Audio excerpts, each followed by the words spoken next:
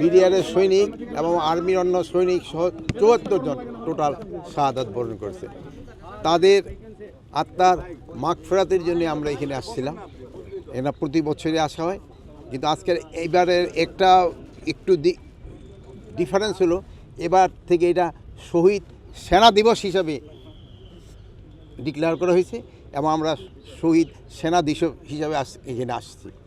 আরেকটা আমি বলি, তাদের দুইটা মেইন দাবি ছিল, একটা হলো বিচারের দাবি, আর একটা হলো এই শহীদ সেনা দিবস ঘোষণা করা।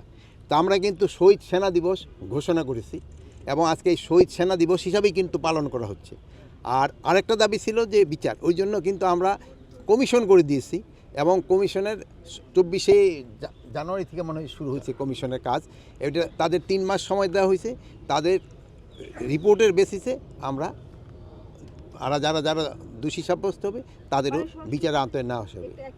বিস্ফোরক মামলায় মানে হত্যা মামলা যাদের সাজা হয়েছিল, তারপরে বিস্ফোরক মামলার জন্য কিন্তু অনেক দিন তাদের সাজা ভোগ হওয়ার পরেও কিন্তু জেলে ছিল, কিন্তু তাদের কিন্তু অনেকেরই জামিন হয়ে গিয়েছে।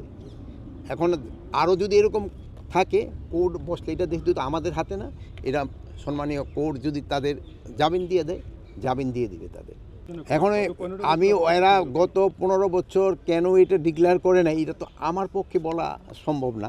আর 2 নাম্বার যে সঠিক বিচার যেন হয়, এই জন্যই কিন্তু একটা তদন্ত কমিশন গঠন করে। এটা কিন্তু কমিশন মানে ইনকোয়ারি কমিটি না, তদন্ত কমিশন গঠন করা হয়েছে এবং তাদের দেখবেন তাদের মর্যাদাও দিয়ে দিছে, যে সেরে অ্যাপিলেট ডিভিশনের জাজের মর্যাদা দেওয়া হয়েছে যে প্রধান, আর অন্যান্যদের কিন্তু হাইকোর্টের জাজদেরও মর্যাদা তাদের দেওয়া হয়েছে এগুলি করার জন্য। এই জন্য একটা যেন সঠিক হয়, এটা কমিশনটা যেন সঠিকভাবে কাজ করেন এবং যারা দোষী তাদের যেন তারা ভালোভাবে করতে পারে, এই জন্য কিন্তু এটা করা হয়েছে এবং তাদের রিকমেন্ডেশনের উপরে বেস করে আমরা পরবর্তী অ্যাকশনটা নিব।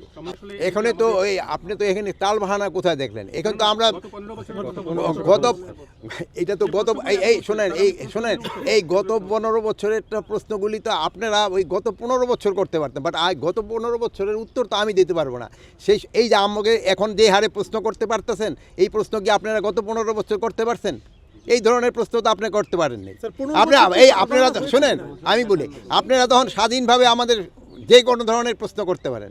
আগে যেই কত ঘটনা ঘটছে গত 15 বছর, আপনারা অনেক সময় মিডিয়া দিতেও পারেন নাই।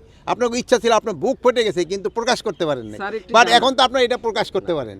এই সফলতা এবং ব্যর্থতা এটা আপনারা কিন্তু আমাদের আরও বেশি দিতে পারবেন যদি এইটার জন্য, মানে আমরা যেইভাবে এটা সাজিয়েছি, এটা দেখে যদি কোনো জায়গায় কোনো রকমের গাফলতি আমার কর্মচারী বা আমার বাহিনীর ভিতরে থাকে, আমি তাদের আইনের আওতায় নিয়ে আসবো। শহীদের পরিবারও এখানে আসছে, তারাও তাদের আত্মার মাগফিরাত শ্রদ্ধাঞ্জলি দিচ্ছে এবং আত্মার মাগফিরাতের জন্য দোয়া।